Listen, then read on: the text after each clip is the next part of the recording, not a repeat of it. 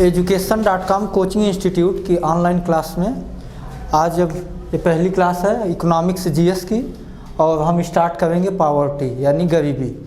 चलिए फिर देखते हैं। हम इसमें ये देखेंगे कि पहले गरीबी की परिभाषा देख लेंगे। पहले इसको ऐसे बांट लिया जाए। पहले हम देखेंगे कि गरीबी की परिभाषा यानी गरीबी कहते किसे हैं। उसके बाद विश्व बैंक ने गरीबी को क्या कहा है, यानी विश्व बैंक के अनुसार गरीबी क्या है ये देख लेंगे। उसके बाद एक अर्थशास्त्री हुए हैं भारत के एकमात्र अर्थशास्त्री अमर्त्य सेन, जो भारत की ओर से नोबेल पाने वाले अर्थशास्त्र के एकमात्र अर्थशास्त्री हैं। तो अमर्त्य सेन के अनुसार गरीबी क्या है, क्योंकि कभी कभी पूछ लिया जाता है। उसके बाद फिर हम आगे बढ़ेंगे, तब हम ये देखेंगे कि गरीबी के प्रकार। तो गरीबी के प्रकार देखेंगे। उसके बाद फिर दो चीज़ें बड़ी महत्वपूर्ण हैं आपके इस टॉपिक में, और मैं खासकर इसी टॉपिक की वजह से मैंने पहला टॉपिक गरीबी चुना था। एक है लारेंज वक्र, नाम सुना होगा आप लोगों ने, और दूसरा इसी में आता है गिनी गुणांक, जिसको अंग्रेजी में गिनी कोफिशिएंट भी बोलते हैं। तो इतनी चीज़ें हम इस टॉपिक में देखेंगे। तो चलिए आप लोग उतार लीजिएगा। उसके बाद अब हम पहला देखते हैं कि गरीबी की परिभाषा सामान्यतया क्या हो सकती है। इधर से हम साफ कर सकते हैं ना इसको। चलिए आगे बढ़ते हैं। देखिए, गरीबी को यदि हम परिभाषित करें तो सीधा सीधा गरीबी का आशय होता है दुर्लभता से। यानी कि यदि हमारे लिए जीवन की आधारभूत वस्तुएं जो हैं, रोटी कपड़ा मकान है, यदि हमारे लिए वो दुर्लभ है तो फिर हम गरीब हैं। यदि हमारे लिए वो दुर्लभ नहीं है, हमको आसानी से मिल जा रही है, आसानी से प्राप्त हो जा रही है, तो फिर हम वो गरीब नहीं है। तो कहने का आशय है कि गरीबी का आशय दुर्लभता से है। अर्थात कोई भी व्यक्ति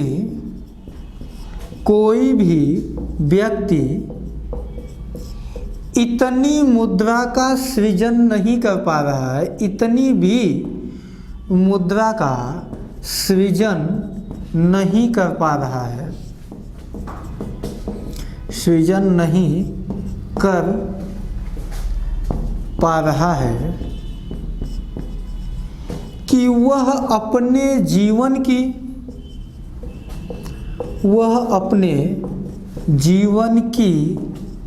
आधारभूत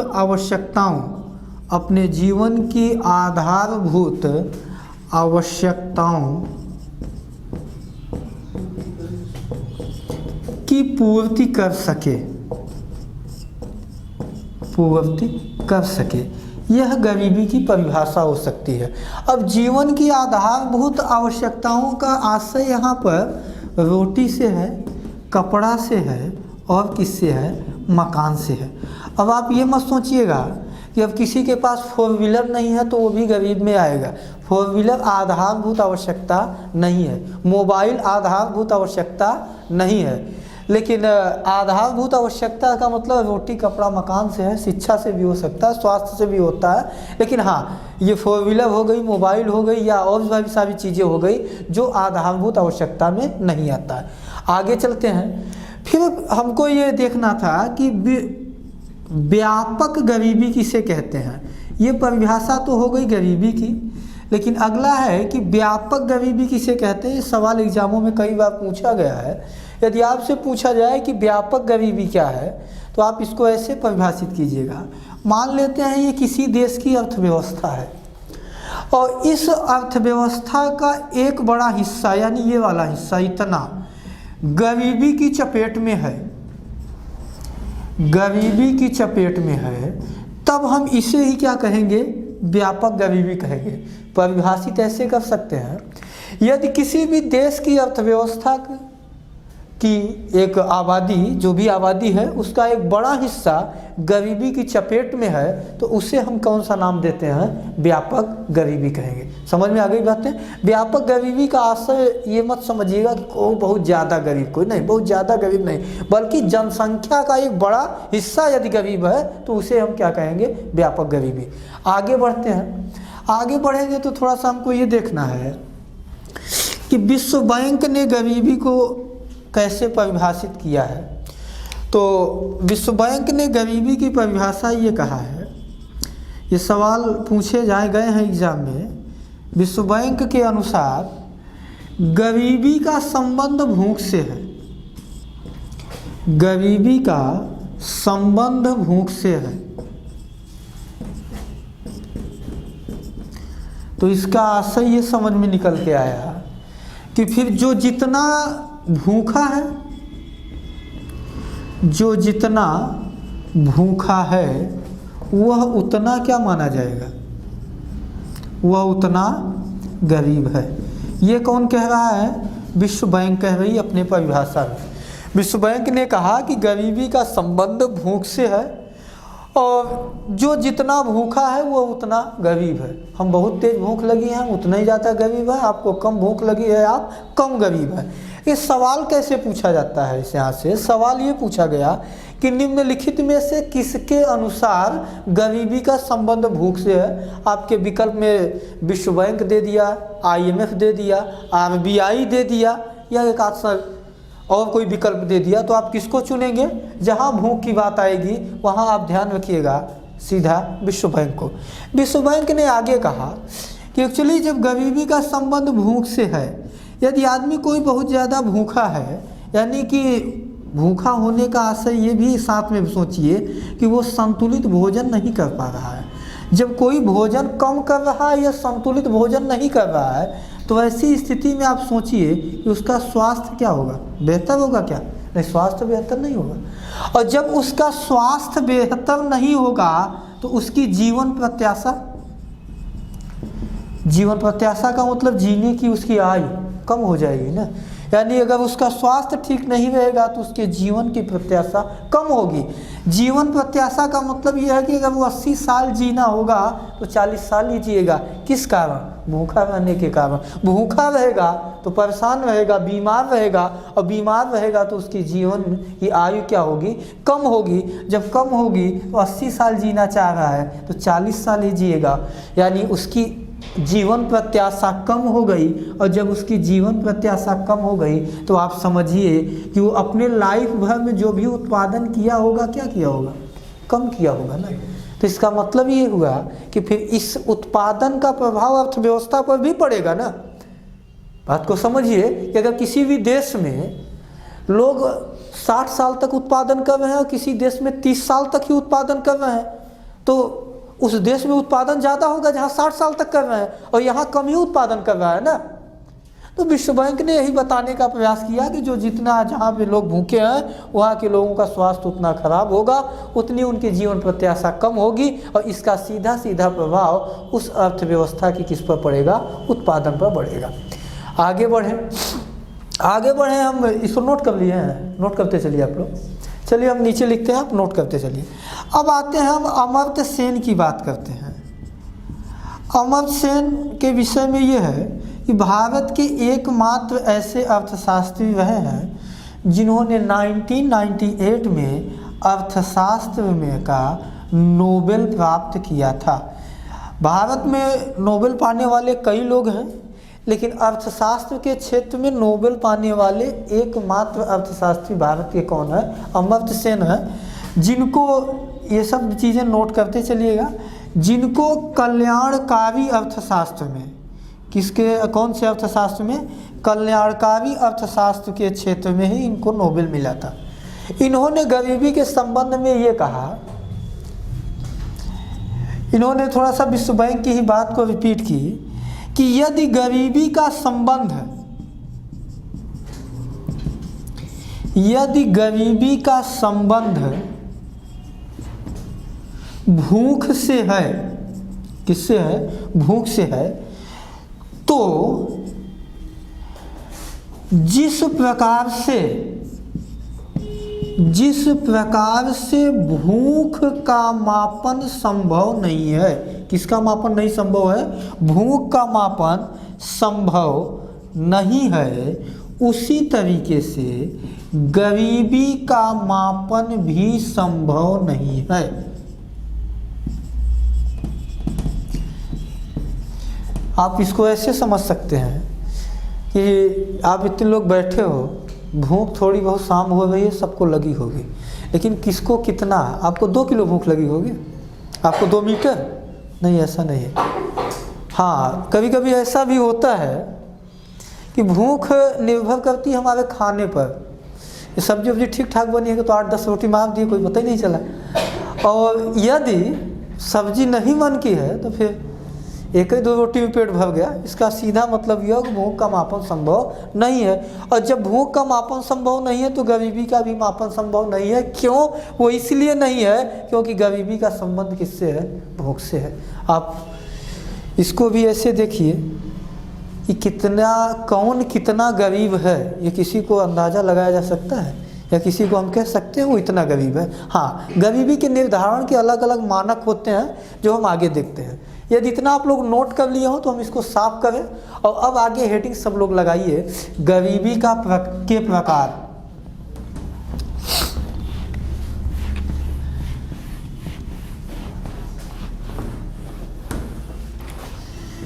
हेडिंग लगाइए सब लोग, गरीबी के प्रकार।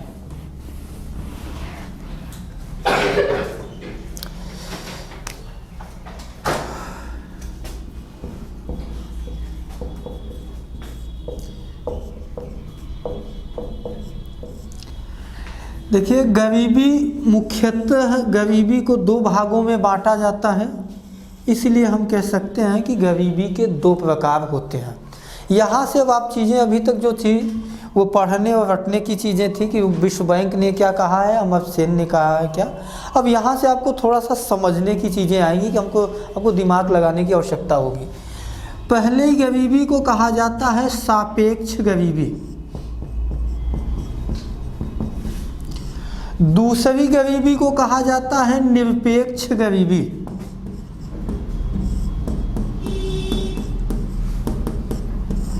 एक गरीबी हो गई सापेक्ष और दूसरी कौन सी हो गई? निरपेक्ष हो गई। अब आते हैं हम पहले को देखते हैं। देखिए, सापेक्ष गरीबी को तुलनात्मक गरीबी भी कहा जाता है। इसका एक अन्य नाम है तुलनात्मक गरीबी भी कहा जाता है। आगे क्लियर होगा ऐसा क्यों कहा जाता है। दूसरी चीज़ ये है, इस सापेक्ष गरीबी हमको यह बताती है कि किसी भी देश की अर्थव्यवस्था में आय की असमानता क्या है। आय की असमानता कितनी है। आपसे सवाल पूछा जाएगा एग्जाम में कि सापेक्ष गरीबी क्या बतलाती है, तो सापेक्ष गरीबी बतलाती है आय की असमानता बतलाती है। ये सारी चीज़ें आगे चल के क्लियर होंगी, पहले आप ऐसे इसको नोट कर लीजिएगा। अब हम आगे थोड़ा सा आ जाते हैं निरपेक्ष गरीबी में। निरपेक्ष गरीबी को वास्तविक गरीबी कहा जाता है। कौन सी गरीबी कहा जाता है? वास्तविक गरीबी कहा जाता है।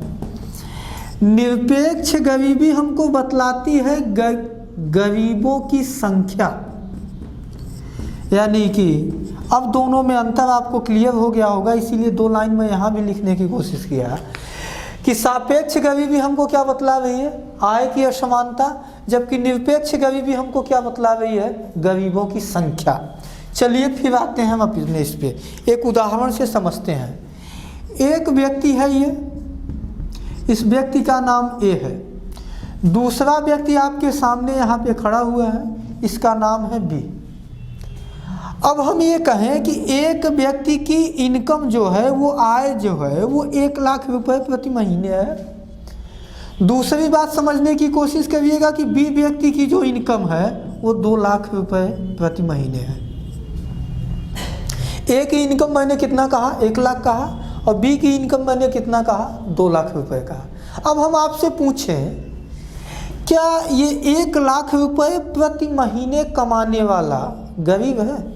वास्तव में नहीं गरीब है। यानी कि आज भारतीय अर्थव्यवस्था की परिस्थिति हिसाब से देखा जाए तो 1 लाख रुपए प्रति महीने कमाने वाला वो गरीब नहीं है। लेकिन अगर हम इसको ऐसे देखें, मैंने कहा कि इसको कौन सी गरीबी कहा जाता है? तुलनात्मक गरीबी कहा जाता है। तो ए व्यक्ति बी की तुलना में गरीब है। क्यों गरीब है? क्योंकि यह इसकी इनकम 1 लाख है और इसकी इनकम 2 लाख है। तो ऐसी ही गरीबी को कौन सी गरीबी कहा जाता है? सापेक्ष गरीबी।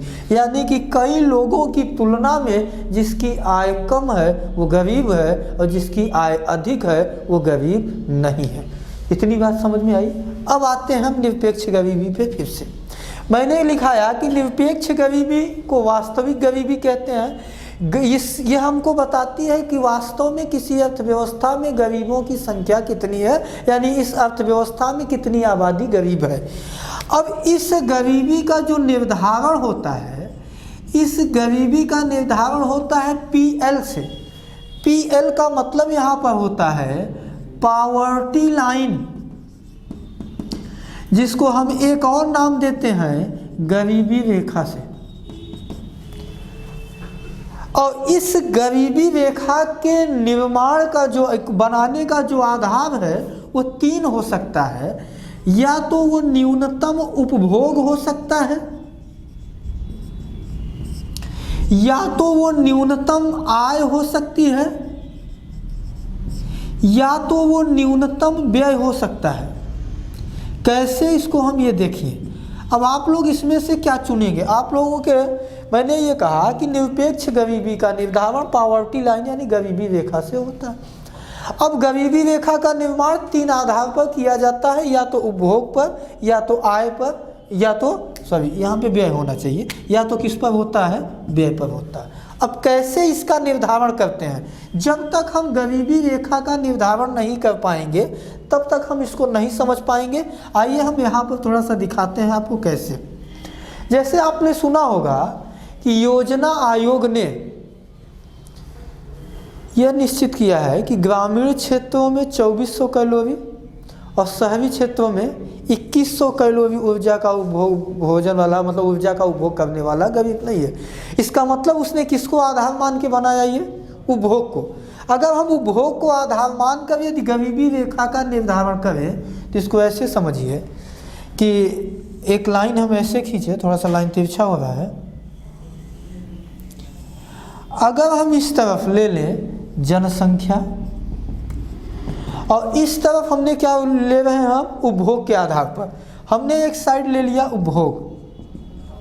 अब मैंने ये कहा कि अगर हम इसको ऐसे बांट लें 1 2 3 4 5 6, इसको हम 500 कैलोरी मान लें, इसको हम 1000, इसको फिर 1500, 2000, 2500, 3000। इसको आप ग्राफ पेपर में वाई अक्ष मान सकते हैं 0 और इसको एक्स अक्ष मान लेते हैं। अब जनसंख्या मान लीजिए 1 2 3 4 5 6, या इसको हम ए कर लें, बी कर लें, सी कर लें, डी कर लें, ई कर लें, एफ कर लें। अब मैंने ये कहा कि एक निर्धारण ये है कि ग्रामीण क्षेत्रों में जो 2400, तो 2500 यहाँ है तो 2400 यहाँ कहीं आएगा। अगर हम इसको एक सीधी लाइन ये खींच दें तो ये लाइन ही अब कही जाएगी पीएल। क्या कही जाएगी? गरीबी रेखा। अब इसमें से हम एक एक व्यक्ति का देखें कि उसका उपभोग का स्तर क्या है। हमने माना कि ए व्यक्ति उपभोग कर रहा है 3000 कैलोरी, बी व्यक्ति उपभोग कर रहा है 2000 कैलोरी, सी व्यक्ति इतना गरीब है कि 1500 कैलोरी उपभोग कर रहा है, डी व्यक्ति इतना है कि वो 2400 कर रहा है, ई व्यक्ति इतना है कि वो 3000 से भी ऊपर है, और एफ जो है वो 1000 ही है। ये हम कौन सी गरीबी निकाल रहे हैं? निरपेक्ष। आपके पास जनसंख्या कितनी थी? 1 2 3 4 5 और 6, और इस 6 में से ये क्या निकाला था आपने? गरीबी रेखा। अब इस गरीबी रेखा पर या उससे ऊपर कितने हैं? 1 2 3, यानी कि ये 3 लोग गरीब नहीं है। अब उसके नीचे 1 2 3, मैंने कहा था कि निरपेक्ष गरीबी हमको क्या बतलाती है? गरीबों की संख्या बतलाती है। इसका निर्धारण कैसे होता है? गरीबी रेखा से। और गरीबी रेखा का मानक कुछ भी आप मान लीजिए, उपभोग मान लीजिए, आय मान लीजिए और व्यय मान लीजिए। समझ में आई बातें? और जबकि सापेक्ष गरीबी को क्या कहा जाता है? तुलनात्मक गरीबी। वह आय की विषमता बतलाती है या तो आय की असमानता बतलाती है। इतनी चीज़ें नोट हो गई हैं आप लोगों के? आगे बढ़ा जाए। हम इसको साफ करते हैं।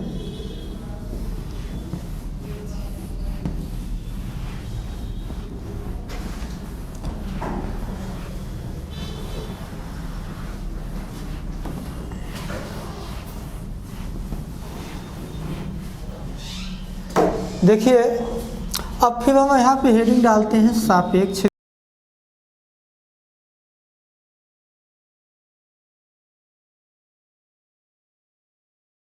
गरीबी। और एक बात याद रखिएगा, सापेक्ष गरीबी हमको आय की विषमता बतलाती है, या तो आय की क्या बतला रही है, असमानता बतला रही है। सापेक्ष गरीबी की इसी आय की विषमता या असमानता को दर्शाने के लिए दो अर्थशास्त्री, एक अर्थशास्त्री का नाम है अर्थशास्त्री लॉरेंज और दूसरे अर्थशास्त्री हैं जिनका नाम है अर्थशास्त्री कोरैडो गिनी।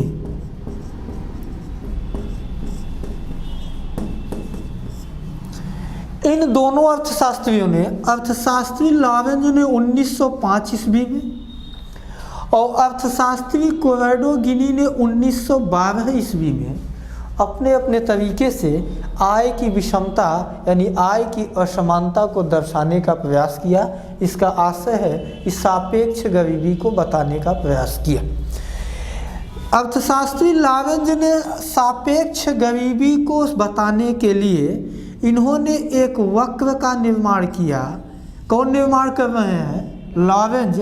तो जिस भी वक्र का निर्माण अर्थशास्त्री लॉरेंज ने किया है उस वक्र का नाम ही है लॉरेंज वक्र। क्या नाम है उसका? लॉरेंज वक्र। अब आपके एग्जाम में सवाल ये बनता है कि लॉरेंज वक्र का संबंध किससे है, तो क्या जवाब देंगे? गरीबी से है। और यदि यह भी पूछ लिया जाए कि लॉरेंज वक्र का संबंध किस गरीबी से है, सापेक्ष से है, इसका संबंध निरपेक्ष से नहीं है। तीसरी बात, अर्थशास्त्री लॉरेंज ने लॉरेंज वक्र का निर्माण कब किया था? 1905 ईस्वी में। आगे बढ़ते हैं। अर्थशास्त्री कोरैडो गिनी ने जो कुछ भी अपना सिद्धांत दिया है उसको नाम दिया जाता है गिनी गुणांक या गिनी कोफिशिएंट। तो गिनी गुणांक का संबंध गरीबी से है। कौन सी गरीबी से है? सापेक्ष गरीबी से है। और कब दिया था उन्होंने? 1912 में दिया था। इतनी चीज़ें आप पहले नोट कर लीजिएगा कि अर्थशास्त्री लॉरेंज ने अपना जो वक्र बनाया था 1905 में, क्या बताने के लिए? सापेक्ष गरीबी। और सापेक्ष गरीबी क्या बतलाती है? आय की विषमता या आय की असमानता बतलाती है। नोट हो गया? आगे बढ़ते हैं।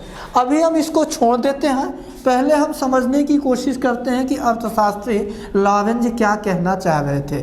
मेरे पास जितनी जगह है उतनी जगह में हम दोनों बतला देंगे, लेकिन आप पहले समझने की कोशिश करिए। समझ जाएंगे तो आप दोनों अपने से खुद बना लेंगे। यदि आप नहीं समझ पाएंगे तो आपको थोड़ा सा दिक्कत होगी। यही इसमें गरीबी के चैप्टर में यदि आप लॉरेंज वक्र बेहतर समझ गए, बना लें और गिनी गुणांक को बढ़िया से समझ लिए तो आप समझिए कि गरीबी का चैप्टर लगभग आपका क्लियर है। चलिए, मैंने आपको कहा कि अर्थशास्त्री लॉरेंज ने एक वक्र का निर्माण किया जिसे क्या कहा जाता है? लॉरेंज वक्र। किस तरीके से उनका वक्र बना? उन्होंने ऐसे किया। देखिए लाइन थोड़ा सा टेढ़ी हो सकती है सीधी, और इसको ऐसे उन्होंने लिया। ये आप जानते हैं कि सदैव इसको हम वाई अक्ष ही मानते हैं और इसको हम क्या मानते हैं? एक्स अक्ष। इसको समझिए, बनाइए मत, अभी समझिएगा, मेरे पास समय है। जब हम उसको बनाने लगेंगे तो आप इसको उतार लीजिएगा। इसको उन्होंने कहा जीरो। अर्थशास्त्री लॉरेंज ने इस साइड यानी जीरो से लेकर एक्स अक्ष पर मान लिया कि इस साइड है जनसंख्या और जीरो से वाई अक्ष के बीच है आय। इतनी बात क्लियर हो गई है सबको? इसमें कुछ नहीं है। आगे बढ़िए। अगर हम इसको आपको देखें, बताएं तो इस कितने अंश का होगा? 90 अंश का है ना? हाँ, अगर एक इस तरीके से है, कोई समकोण की स्थिति में है तो 90 अंश में है। और यदि हम इसको एक तरीके से इसको बीचों बीच कर दिया जाए तो ये 45 अंश, अब ये 45 अंश हो गया। चलिए अब हम इसको अंश हमको नहीं पढ़ना है, हमको ये पढ़ना है कि अर्थशास्त्री लारेंज बताने की कोशिश क्या कर रहे हैं। उन्होंने इस रेखा का नाम दिया आदर्श लारेंज रेखा। कहने का आशय उनका ये है, अब आप ऐसे समझिए कि इसको यदि हम 5, 10, 15, 20, 25 मान लें, और इधर भी 5, 10, 15, 20, 25 मान लें। इधर हम क्या माने हुए हैं? आय माने हुए हैं। 5, 10, 20, 25, 30। इधर हम क्या माने हुए हैं? जनसंख्या। 5, 10, 15, 20, 25। अब अर्थशास्त्री लारेंज की बात को समझिए। उन्होंने कहा किसी भी देश की अर्थव्यवस्था में ये स्थिति नहीं पाई जाती है। कौन सी स्थिति नहीं पाई जाती? आदर्श की स्थिति नहीं पाई जाती। यदि किसी देश की अर्थव्यवस्था में आदर्श की स्थिति पाई जाए तो इसका मतलब ये हुआ कि यदि 5% जनसंख्या है, अगर इसको इस रेखा पर ले आएंगे तो यदि ये दूरी मापेंगे और उसके बाद ये दूरी, तो ये कहाँ निकल के आएगा? ये आएगा। और इसका ये 5 हुआ यहाँ। इसका आशय ये हुआ कि 5% जनसंख्या के पास कितनी आय है? 5%। आगे चलिए, जब यहाँ हम 10 मान रहे हैं तो 10% जनसंख्या के पास कितनी आय है? 10% है। अब थोड़ा सा ये टेढ़ा इसलिए आप हो रहा है क्योंकि मेरी लाइन भी जो है शुरुआत से ही टेढ़ी है। यह स्थिति उन्होंने कहा कहीं पाई नहीं जाती। यदि यही स्थिति किसी अर्थव्यवस्था में पाई जाए तो ये आय की विषमता और असमानता नहीं होगी, बल्कि यह आय की क्या मानी जाएगी? समानता मानी जाएगी। क्यों?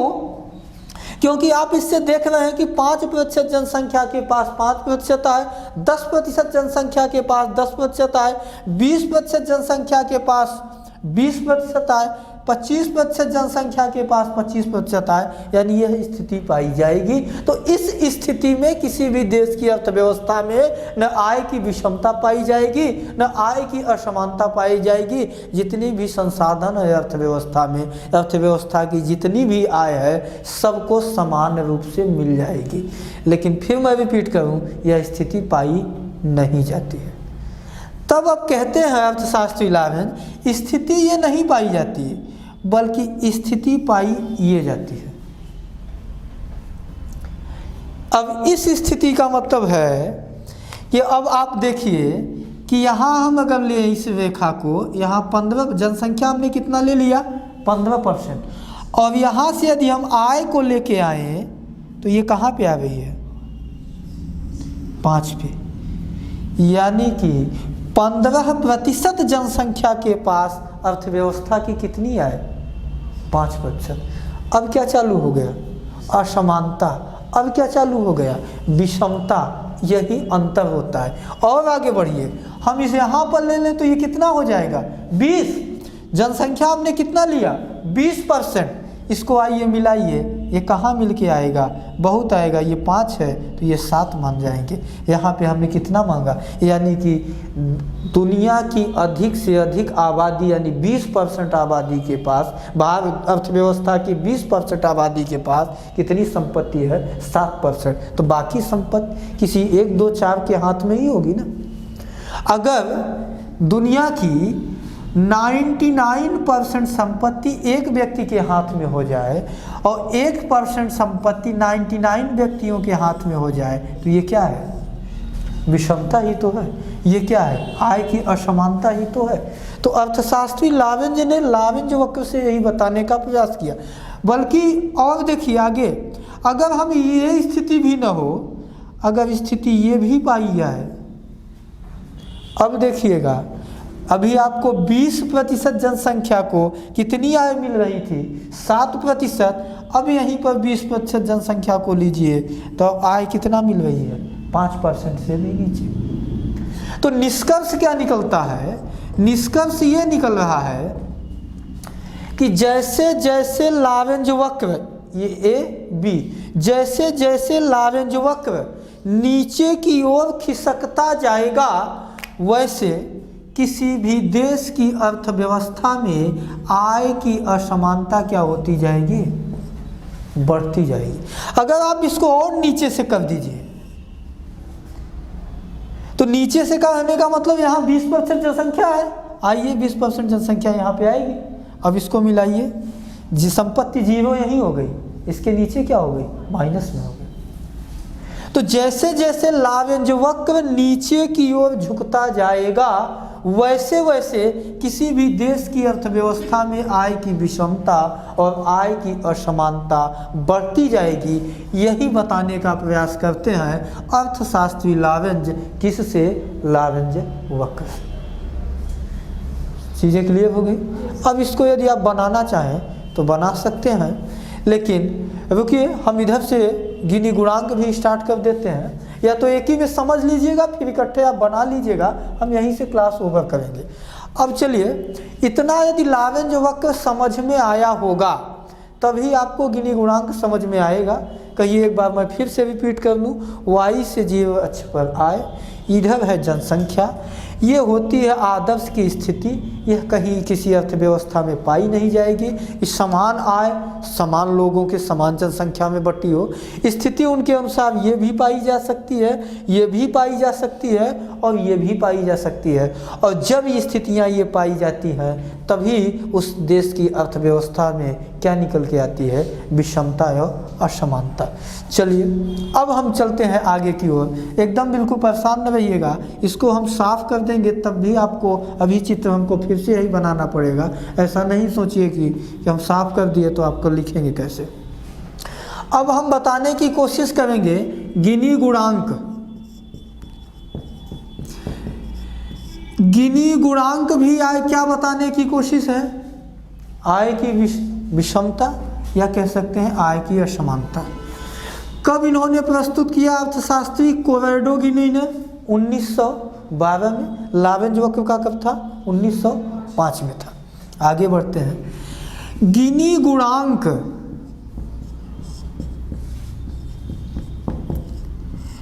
लारेंज वक्र का ही गणितीय रूप है।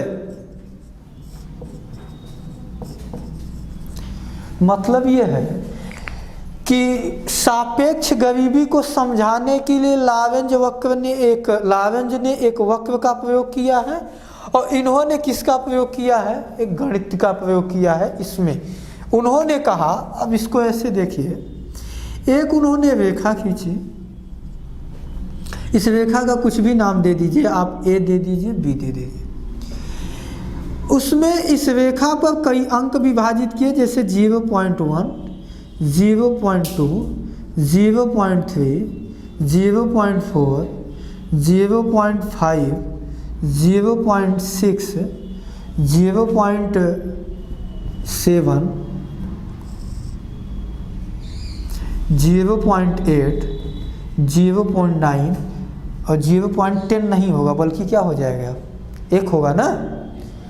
अब इनकी बात को समझिएगा, मैं फिर से रिपीट कर रहा हूँ कि गिनी गुणांक लारेंज वक्र का ही गणितीय रूप है, अलग कुछ नहीं है। इसलिए अलग नहीं है कि यह भी वही क्या बताएंगे, आय की विषमता और आय की असमानता, लेकिन ये अपने अलग तरीके से बतलाते हैं। कैसे?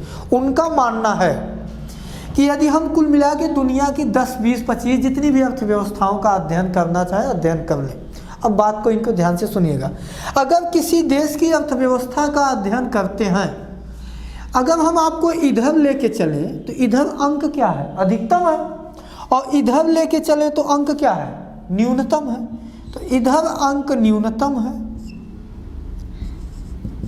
और इधर अंक अधिकतम है। तो अर्थशास्त्री गिनी ने कहा, यदि किसी भी देश की, अभी जितना कहे उतना सुनिए फिर आगे क्लियर होगा सबका। अगर किसी भी देश की अर्थव्यवस्था को अध्ययन में पढ़ते, उसको अध्ययन के दौरान यदि अंक अधिकतम मिलता है तो इसका मतलब है कि उस देश की अर्थव्यवस्था में आय की विषमता अधिक है। फिर से बात रिपीट करिए, एग्जाम में सवाल ऐसे ही पूछा जाता है और कई बार पूछे गए हैं कि यदि किसी भी देश की अर्थव्यवस्था को मान लेते हैं 0.9 नंबर मिलते हैं तो इसका क्या मतलब हुआ कि अर्थव्यवस्था में आय की विषमता अधिक है या कम है? बताएं, अधिक है ना। और यदि किसी भी देश की अर्थव्यवस्था को न्यूनतम अंक मिलेगा तो इसका आशय ये हुआ कि आय की विषमता क्या है? कम है, यानी आय की असमानता कम है। ये उल्टा है, आप अच्छा नंबर पाते हैं तो सेलेक्ट हो जाते हैं, लेकिन यहाँ अच्छा नंबर पाने पर विषमता ज़्यादा है, कम नंबर पाने पर विषमता कम है। अब इसी को उन्होंने, मैंने कहा कि लारेंज वक्र पर कैसे समझाने का प्रयास किया, हम यहाँ पर देखते हैं। अभी हमने जो लारेंज वक्र बनाया था, मैंने ये कहा था कि यहाँ पर y, यहाँ पर 0, यहाँ पर x, इधर हमने क्या लिया था आय, इधर हमने क्या लिया था जनसंख्या। इसको बांट देते हैं 5, 10, 15, 20, 25, इधर भी 5, 10, 15, 20, 25, 10, 15, 20, 25, 30, इधर भी 5, 10, 15, 20, 25। मैंने कहा कि एक 90 अंश है, यदि इसको 20 से हम डिवाइड करते हैं तो 45 अंश में आएगा। और इसको अर्थशास्त्री लारेंज ने नाम क्या दिया था? आदर्श लारेंज रेखा नाम दिया था। लारेंज वक्र का ही गणितीय रूप है, इस बात को बार बार ध्यान रखिए। अगर इस स्थिति पर अर्थशास्त्री लारेंज ले रहे थे, यहाँ पे अब गड़बड़ नंबर हो रहा है, इसको 5 से स्टार्ट करिए, 5, 10, 15, 20, 25, यानी अगर हम इस पे मानते हैं तो 5% जनसंख्या के पास 5% है। कुछ बात आपको ध्यान होगी पहले से ही। अब आगे बढ़िए, लेकिन अर्थशास्त्री लारेंज ने कहा था ये स्थिति पाई नहीं जाती। स्थिति अर्थशास्त्री लारेंज कह रहे हैं पाई कौन जाती है? ये वाली पाई जाती है। अब यहाँ तक का काम अर्थशास्त्री लारेंज का था। अब गिनी गुणांक का क्या है? अगर आप ये देखिए, जहाँ पर एक आदर्श लारेंज रेखा को, मेरी बात को ध्यान से सुनिएगा, अर्थशास्त्री जहाँ पे आदर्श लारेंज रेखा को यह रेखा काट रही है, उसको हम एक बिंदु मान लें और इस बिंदु को सीधे यदि हम मिलाएं तो लगभग यहाँ मिलेगा। अब यदि आप हम नामकरण करें तो ये 0 है, इसको हम यदि P नाम दे दें और इसको Q नाम दे दें तो आपको एक त्रिभुज मिला होगा, दिख रहा होगा, 0OPQ त्रिभुज मिला। अब अर्थशास्त्री गिनी गुणांक ने यहाँ तक का जो काम अर्थशास्त्री लारेंज के ही काम पे चला, लेकिन यहाँ पे जिस बिंदु पर आदर्श लारेंज रेखा को ये नीचे वाला लारेंज वक्र काट रहा था, वहाँ से उन्होंने इसको ये मिला दिया, एक त्रिभुज बन गया। उसके बाद उन्होंने इस भाग को किया छायांकित। कौन से भाग को? आदर्श लारेंज रेखा से नीचे जो लारेंज वक्र गया है, इतने भाग को कर दिया उन्होंने छायांकित। अब एक इनका फार्मूला क्या है? फार्मूला ये था,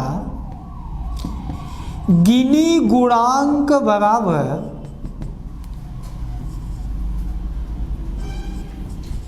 छायांकित भाग। कौन सा है छायांकित भाग? ये दिख रहा है आपको, छायांकित भाग बटे ये कौन सी रेखा नाम दिया गया है? आदर्श लारेंज रेखा। और यदि हम कहें कि आदर्श लारेंज रेखा के नीचे का क्षेत्रफल, तो ये पूरा आ जाएगा ना। तो इन्होंने कहा कि गिनी गुणांक बराबर छायांकित भाग बटे आदर्श लारेंज रेखा के नीचे का क्षेत्रफल। ये इनका फार्मूला है, गिनी गुणांक बराबर छायांकित भाग बटे आदर्श लारेंज रेखा के नीचे का क्षेत्रफल। अब बात को ध्यान से सुनिएगा, बोर्ड पर रहेगा, आप अपना उतार लीजिएगा। अगर हम इसको ये देखें, आपको यदि हम ये कहें ये दूरी और इन दूरी में क्षेत्रफल में, इस क्षेत्रफल और ये पूरे क्षेत्रफल में अंतर है ना, अगर हम इसको ये कहें कि ये क्षेत्र इसका इस छायांकित भाग का क्षेत्रफल a है, माना हमने कितना है a है, और इस खाली भाग का क्षेत्रफल b है। बात को समझने की कोशिश करिएगा। छायांकित भाग का क्षेत्रफल a है और साफ जो भाग है दिख रहा है उसका क्षेत्रफल b है। और यदि अब हम आपको दोनों का क्षेत्रफल पूछे तो आप क्या कहेंगे? a प्लस बी, यही होगा ना। अब इसमें सेट करिए, छायांकित भाग आपका कितना है? a है, और आदर्श लावेंज रेखा के नीचे का क्षेत्रफल a प्लस बी है। अब इसको अगर हम उसमें नाम दिए ABCD में, अगर हम इसको ऐसे अंकों में नाम दें कि a की दूरी 10 है, a का क्षेत्रफल हमने माना 10 है, और b का क्षेत्रफल हमने माना 90 है, तो b कौन सा है? जो खाली भाग है। a कौन सा है? छायांकित भाग। छायांकित भाग का क्षेत्रफल 10 है और साफ भाग का कितना है? 90 है। अब दोनों की बात करेंगे तो दोनों का कितना है? a प्लस बी, तो दोनों का 10 प्लस 90 कितना हो जाएगा? 100। और यदि इस फार्मूले पर सेट करते हैं हम तो ये होएगा 10/100 ना करके, बल्कि हम ऐसे करते 90 प्लस 10। क्यों? क्योंकि ये 10 है और ये कितना है? 90, तो ये बराबर हो जाएगा 10/100, और काटने पर कितना आएगा? 0.1 आएगा। अब 0.1 उनकी रेखा पर लेके आइए, कहाँ आएगा? ये अंक यही आएगा ना।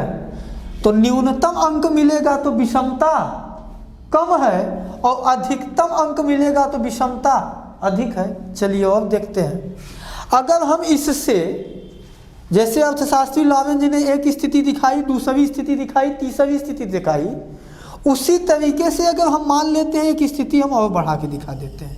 ये चलिए, अगर ये दिखाएं तो इसका मतलब है कि छायांकित भाग का क्षेत्रफल क्या हो गया? बढ़ गया। तो ये 10 था, ये 90 था, तो कम से कम तो अब इसका भाग का क्षेत्रफल कितना हो गया आपका? 80 हो गया। और दोनों का, इसका और इसका भी बात करें तो कितना हो जाएगा? ये अगर 80 हुआ तो ये अगर बढ़ा है तो ये घटेगा ना, तो ये कितना बचा? आपका 20 बचा। तो अब छायांकित भाग का फार्मूला क्या? छायांकित भाग का मान आपको आप कितना आया है? 80 आया है, और नीचे टोटल का 80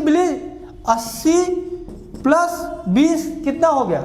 100। तो इसका मतलब हो गया कितना? 80/100। और यदि अब इसको काटेंगे तो कितना आएगा? 0.8। और 0.8 कहाँ पे आएगा? इस रेखा पर, यहाँ पर आएगा। अंक क्या आया? अधिकतम आया। और अधिकतम के अंक क्या दर्शाएगा हमको? आय की विषमता को दर्शाएगा। अब देखिएगा, लावेंज ने भी यही कहा था कि जैसे जैसे यह रेखा नीचे की ओर बढ़ती जाएगी वैसे वैसे आय की विषमता या आय की असमानता बढ़ती जाएगी। और यही बात किसने किया? अर्थशास्त्री कोरैडो गिनी ने भी कहा, लेकिन अंतर ये था इन्होंने गणितीय रूप में इसको सिद्ध करने की कोशिश की, और जबकि उन्होंने इसे एक वक्र में समझाने का प्रयास किया। अब हम थोड़ा सा सवाल की चर्चा कर देते हैं। सवाल लावेंज वक्र और गिनी गुण, इसको आप लोगों ने बना लिया है? हाँ, नहीं बनाया है तो बनाते हुए, इसको तो बना लिया होगा आप लोगों ने ना। तो नहीं, चलिए कोई बात नहीं है, तो हम ऊपर इधर लिख देते हैं, इधर इतने में कि कौन कौन से कैसे कैसे सवाल आपके एग्जाम में बनेंगे, आप लोग बनाते रहिएगा। देखिए, सवाल इस तरीके से बनते हैं। जैसे पहला सवाल, मैंने शुरुआत में कहा कि अर्थशास्त्री लावेंज ने लावेंज वक्र कब प्रस्तुत किया, तो क्या जवाब देंगे आप लोग? 1905 में। दूसरा सवाल ये है कि अर्थशास्त्री गिनी ने गिनी गुणांक कब प्रस्तुत किया, तो जवाब क्या होगा आपका? 1912 ईस्वी में। आगे बढ़ते हैं, जब आपसे सवाल ये पूछ लिया जाए कि लावेंज वक्र और गिनी गुणांक दोनों क्या बतलाने का प्रयास करते हैं, तो दोनों बतलाते हैं आय की विषमता, और जब दोनों आय की विषमता ही बतलाते हैं तो इन दोनों का संबंध किससे है? दोनों का संबंध सापेक्ष गरीबी से है। क्यों? क्योंकि सापेक्ष गरीबी ही क्या बतलाती है? आय की विषमता या आय की असमानता बतलाती है। फिर आगे बढ़ें। अब आगे आपसे सवाल ये पूछ सकता है कि लारेंज वक्र में जैसे जैसे लारेंज वक्र नीचे की ओर झुकता जाएगा या नीचे की ओर खिसकता जाएगा, तो वैसे वैसे किसी देश की अर्थव्यवस्था में 4 विकल्प, आय की विषमता कम होती जाएगी, आय की विषमता अधिक होती जाएगी, आय की विषमता स्थिर रहेगी। तो ध्यान दीजिएगा, जैसे जैसे नीचे खिसकता जाएगा वैसे वैसे आय की विषमता जो है वो क्या होगी? बढ़ती जाएगी। अगला, गिनी गुणांक क्या है? तो गिनी गुणांक अर्थशास्त्री लारेंज वक्र के आय की विषमता को बतलाने का गणितीय रूप है। समझ में आई बात? कैसे? फार्मूला क्या है? आपके सामने है। गिनी गुणांक बराबर छायांकित भाग बटे आदर्श लारेंज रेखा के नीचे का क्षेत्रफल, और आप लोगों ने सब काट पीट के इसको देख ही लिया है। चलिए इसको करिए, और करने के बाद चलिए तो फिर आगे चलते हैं और इसको करिए। अब इसी समय हो सकता है 2 सिद्धांत और बता दिया जाए। एक सुने होंगे आप लोग गरीबी का दुष्चक्र, और दूसरा सुने होंगे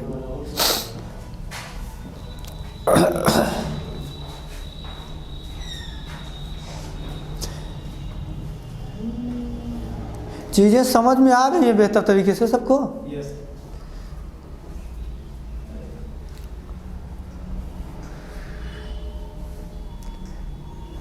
तो ये क्वेश्चन तो नोट करना नहीं है कि क्वेश्चन नोट करना है, नहीं ना। तो जब चीजें समझ में आए, कितना भी क्वेश्चन पुटअप करें आप कर लेंगे।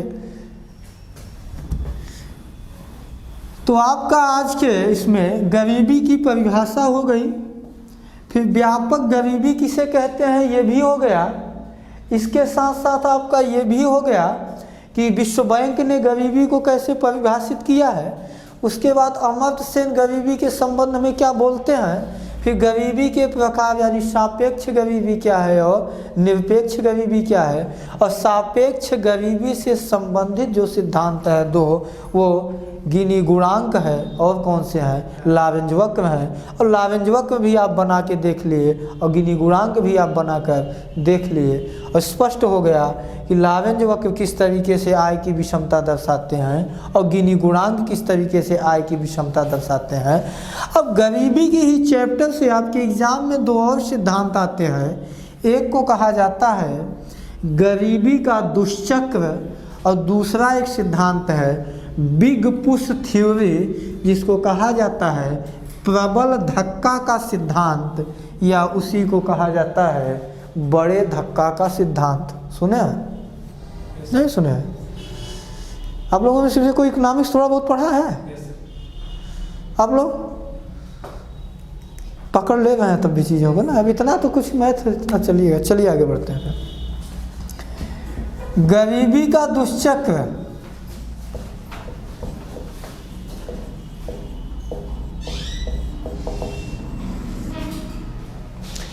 गरीबी का दुष्चक्र पहला सबसे ज़्यादा जो आपके एग्ज़ाम में पूछा जाता है वो यही पूछा जाएगा कि गरीबी के दुष्चक्र का सिद्धांत किसने प्रस्तुत किया है। तो आप बताइएगा वेगनर नर्क्स ने प्रस्तुत किया है, लेकिन एक नाम मिलता जुलता और है, इधर ध्यान दीजिएगा। यदि आपके विकल्प में एक नाम वेगनर फिश भी है, यदि यह दे दे कि आगे वेगनर लगा है यहाँ भी, नहीं, ये गलत हो जाएगा। वेगनर फिश नहीं होंगे। वेगनर फिश का योगदान वह है कि अर्थशास्त्र को इन्होंने 2 भागों में बांटा है। नंबर 1 व्यष्टि अर्थशास्त्र और नंबर 2 समष्टि अर्थशास्त्र। लेकिन यहाँ पर हम वेगनर फिश की बात नहीं कर रहे हैं, वेगनर नर्क्स की बात कर रहे हैं। अब इनके ही द्वारा दिए गए सिद्धांत का नाम है गरीबी का दुष्चक्र। क्या सिद्धांत है, एक लाइन में समझिए, उसके बाद फिर इसका डिटेल में करेंगे। इन्होंने कहा कोई भी देश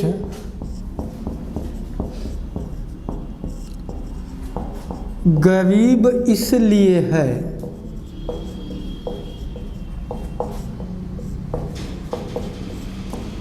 क्योंकि वह गरीब है। कुछ बातें आप लोगों को समझ में आई? कि कोई भी देश गरीब इसलिए है क्योंकि यह गरीब है। इतनी ही लाइन में आप इस पूरे सिद्धांत को समझ सकते हैं। कैसे? इसको हम एक उदाहरण से समझते हैं। उदाहरण से समझने के बाद फिर हम एक चक्र बनाएंगे। चूँकि वो चक्र अच्छा नहीं है इसलिए उसके आगे दुष् लग गया है, यानी नकारात्मक सूचक है और निषेध सूचक है। उदाहरण ये है, यदि एक व्यक्ति ये है, इस व्यक्ति का नाम ए है। ए व्यक्ति इतना गरीब है कि उसके पास हम मान लेते हैं कि केवल 200 रुपये है। कुल जमा पूंजी इस गरीब व्यक्ति के पास कितना है? 200 है। अब यह ए व्यक्ति यह 200 रुपये लेकर यदि कोई व्यवसाय करना चाहेगा तो पहले बात तो 200 रुपये में कोई व्यवसाय संभव नहीं है। मान लेते हैं संभव है भी, तो सबसे आसान व्यवसाय कम पैसे में आजकल यही है कि चाय की दुकान खोल लो। 2 लीटर दूध मिल जाएगा, 1 पौवा चीनी मिल जाएगी, काम हो जाएगा। तो मान लेते हैं कि यह एक व्यक्ति 200 रुपये लेकर एक व्यवसाय चालू किया, यानी चाय की दुकान खोला। अब वह व्यक्ति 200 रुपये लगाकर यदि चाय की दुकान खोला है, अब सुबह 10 बजे से लेकर रात 8 बजे तक काम किया चाय की दुकान पे अपने, तो यह 200 रुपये की उसकी पूंजी है। इस 200 रुपये में वो बहुत जोड़ पाएगा तो कितना जोड़ पाएगा? 100 रुपये। कहने का मतलब यदि है कि शाम को जब वो अपना पूरा पैसे का योग करेगा तो उसके पास कितना होगा? 300। और 300 200 तो उसका पूंजी ही है, तो 300 माइनस 200 पूंजी तो बचे कितना उसके पास? 100 रुपये। और वो दिन भर से काम किया है तो 100 रुपये का तो खा लेगा। तो उसके बाद कल फिर पूंजी लगाने के लिए कितना बचा? वही 200 बचा जितना उसने लगाया था। और ये प्रक्रिया निरंतर चलती रहेगी। फिर कल बेचेगा 300 के, फिर 100 का खाएगा, फिर कितना उसके पास बचेगा? 200, फिर वो 200। तो कहने का मतलब ये है कि वो कितनी भी मेहनत कर ले लेकिन उसकी गरीबी जाने वाली नहीं है। क्यों नहीं जाने वाली है? क्योंकि वह पहले से ही गरीब था। इसको आप दूसरे तरीके से समझ सकते हैं कि जो बच्चे कमज़ोर हो जाते हैं पढ़ने में, वो कमज़ोर ही रह जाते हैं, और जो बच्चे पढ़ने में ठीक ठाक हो जाते हैं, एक साइकिल है, एक चक्र है, वो बन जाता है। तो गरीबी का दुष्चक्र सिद्धांत वेगनर ने यही बताने का प्रयास किया कि कोई भी देश गरीब इसलिए है क्योंकि वह गरीब है। इसी में उनका पूरा ये सिद्धांत है।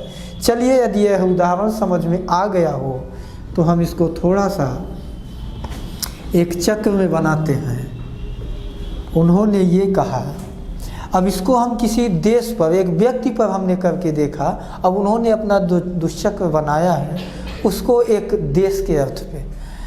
अगर कोई देश गरीब है तो इसका आशय ये हुआ कि उसके पास पूंजी कम होगी कि ज़्यादा। नीचे का मतलब कम, ऊपर का मतलब ज़्यादा। अगर कोई देश गरीब है तो उसके पास पूंजी कम होगी कि ज़्यादा? कम होगी। और यदि उसके पास पूंजी कम है तो वह देश यदि अपनी अर्थव्यवस्था में निवेश भी करेगा, क्या कर पाएगा? कम ही कर पाएगा। और यदि निवेश कम होगा किसी देश की अर्थव्यवस्था में तो होने वाला उत्पादन भी कम हो जाएगा। और यदि उत्पादन कम होगा तो इसका मतलब है कि निर्यात, उत्पादन होता है तो आदमी क्या करता है? निर्यात, वह भी कम ही होगा। और यदि निर्यात कम होगा तो इसका आशय ये हुआ कि उसकी बचत भी यानी लाभ भी उसका क्या होगा, कम होगा। और जब बचत कम होगा तो अगली जो पूंजी बननी है वो फिर क्या बनेगी, कम ही बनेगी। फिर उसका निवेश कम होगा, उत्पादन कम होगा, निर्यात कम होगा, फिर बचत कम होगा। यानी कि यह चक्र उसका इस तरीके से उस देश में चलता रहेगा। ये चक्र कभी टूटेगा नहीं। क्यों? क्योंकि वह पहले से ही क्या है, गरीब है। तो यही सिद्ध होता है वेगनर का यह सिद्धांत कि कोई भी देश गरीब इसलिए है क्योंकि वह गरीब है। गरीबी के अभाव में उसके पास पूंजी कम है, कम पूंजी के कारण कम निवेश, कम निवेश के कारण कम उत्पादन, कम उत्पादन के कारण कम निर्यात, और कम निर्यात से कम बचत। और यहाँ पे एक आध पॉइंट और बढ़ा सकते हैं, कम बचत होगा तो इसका मतलब लाभ कम होगा, लाभ कम होगा तो वो भी चीज़ें घूम फिर के वहीं पे आ जाएंगी। ये है वेगनर के गरीबी के दुष्चक्र का सिद्धांत। सवाल एग्जाम में कथन दे देगा कि यह कथन किसका है, तो आप बताइएगा वेगनर का है। सिद्धांत किसने दिया है गरीबी के दुष्चक्र का, वेगनर ने दिया है। घूम फिर के यही 2 सवाल आने हैं, इससे ज़्यादा नहीं आना। आगे बढ़ते हैं। अब इनके सिद्धांत की बड़ी आलोचना भी है। आलोचना ऐसी है, अब आप इसको दूसरे तरीके से सोचिए। अभी आप इनके दिमाग से सोच रहे थे, अब आप अपना दिमाग लगाइए। अगर हम इनकी बात को सच मान लें कि कोई देश गरीब है इसलिए क्योंकि वो गरीब है, फिर इनके चक्र को देखें, इसका आशय सीधे सीधे निकल कर आया कि वो फिर कभी उसका विकास ही नहीं होगा।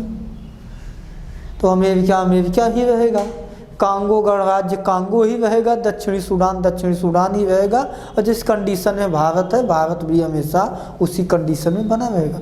यही हुई इनकी बात का मतलब ना। यह इनके सिद्धांत की सबसे बड़ी आलोचना है कि यदि हम इनके इस बात को मान लिया जाए तो फिर कुछ करने की आवश्यकता ही नहीं है, क्योंकि ये तो निश्चित है कि हम गरीब हैं तो गरीब ही रहेंगे। तो इनके इस सिद्धांत की जिन्होंने सबसे ज़्यादा आलोचना की है उनका नाम है पॉल रोजेस्टन रोडान। ये इन्होंने किसके सिद्धांत की आलोचना किया? वेगनर के गरीबी के दुष्चक्र का सिद्धांत। उन्होंने उस सिद्धांत की आलोचना करते हुए अपना एक अलग सिद्धांत दिया जिसका नाम है बिग पुश थ्योरी।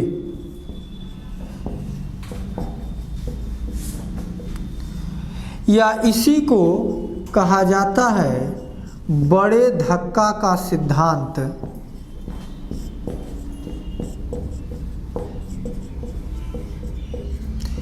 या इसी को कहा जाता है प्रबल धक्का का सिद्धांत।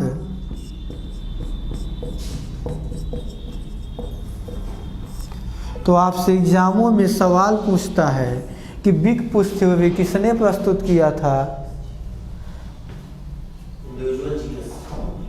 तो बुलाइए, किसे बंद कर देंगे? नहीं, बच्चों को नहीं, सब लोगों को बुलाइए, इसको स्टॉप तो किया जाएगा। तो रुक जाइएगा अभी, तब जब चालू है तो इसको चलने दीजिए, बीच में कट मार दिया जाएगा एडिट करते समय। पॉल रोजेस्टन रोडान, 5 मिनट बाद आइए। पॉल रोजेस्टन रोडान ने वेगनर के सिद्धांत की आलोचना किया। आलोचना करते हुए उन्होंने जो सिद्धांत दिया उसे बिग पुश थ्योरी कहा जाता है, बड़े धक्का का सिद्धांत कहा जाता है, या प्रबल धक्का का सिद्धांत।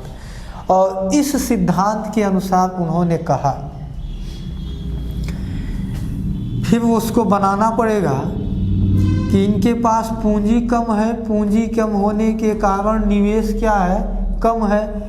कम निवेश के वजह से इनके यहाँ क्या कम है, उत्पादन कम है, और कम उत्पादन के कारण इनके यहाँ निर्यात कम है। निर्यात कम होने की वजह से इनके यहाँ बचत कम है, और बचत कम की वजह से पूंजी कम है। ये कहा था वेगनर ने। तो इन्होंने बिग पुश थ्योरी में ये कहा कि ऐसा नहीं है कि इन देशों में यही कंडीशन बनी रहेगी। इन देशों की अर्थव्यवस्थाओं को, यही बस एक लाइन में इनकी, इन देशों की अर्थव्यवस्थाओं की आवश्यकता यह है कि इन अर्थव्यवस्थाओं में एक साथ बड़ी मात्रा में निवेश किया जाए और जब बड़ी मात्रा में निवेश किया जाएगा, बड़ी मात्रा में निवेश किया जाएगा तो वैगनर्स के गरीबी का दुष्चक्र स्वतः टूट जाएगा।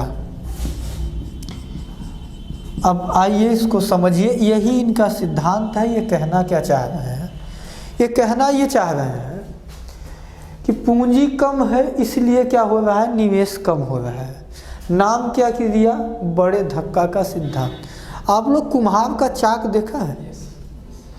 उस एक गति में वो चलता रहता है, जब उसकी गति बढ़ानी होती है तो एक डंडे से उसमें पुश किया जाता है, नहीं धक्का दिया जाता है, तो उसकी स्पीड बढ़ जाती है, तो फिर अपना स्पीड पकड़ लिया तो फिर चलता रहता है।